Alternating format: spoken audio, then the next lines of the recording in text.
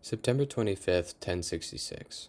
Weeks before what would be known as the Battle of Hastings, another battle flares.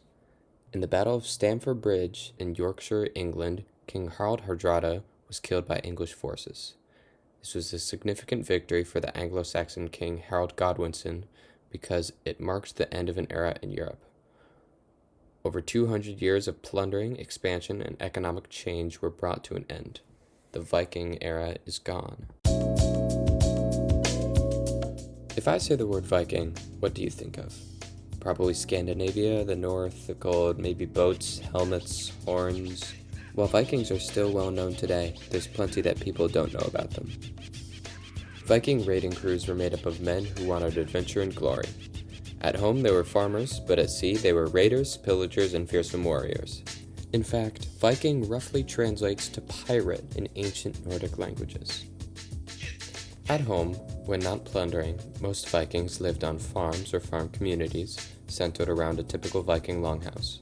Despite the cold climate, their diet wasn't too restricted and they were able to eat most things we would today. That being said, eating fish was the most common since, surprise, surprise, Vikings typically lived by the sea. Viking societies were one of the few to allow women to divorce their husbands. Complex and intricate divorce laws have been found in the Icelandic sagas. Reasons a divorce may happen were if the couple gave each other large wounds, if a couple is too poor to support themselves and are forced to divorce by their family, and if a husband tries to force his wife out of the country against her will. Other reasons include if a husband refuses to sleep with his wife for 3 years, and cross-dressing, because God forbid a woman wears pants. Despite all this, arranged marriages were still common for alliances with groups, families, and other kingdoms. Vikings are also infamous for their paganism, religion, and Norse mythology. There are written sources that Vikings may have hung animals and people as a seasonal sacrifice to Odin. Seerses, or volur, were priests and cult leaders who had magical or prophetic powers.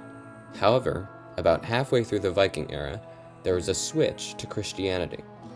During the 800s, it was regarded as a necessary evil by Viking merchants in Europe if they wanted to participate in trade, but by the end of the Viking period, most Vikings were Christians. Speaking of human and animal sacrifices, the Viking era was full of human rights violations. Slavery, murder of children, castration, and torture were common. Reading through the UN Universal Declaration of Human Rights, every single human right was violated. Not a single one was followed. Still, today, Vikings are commonplace in popular culture.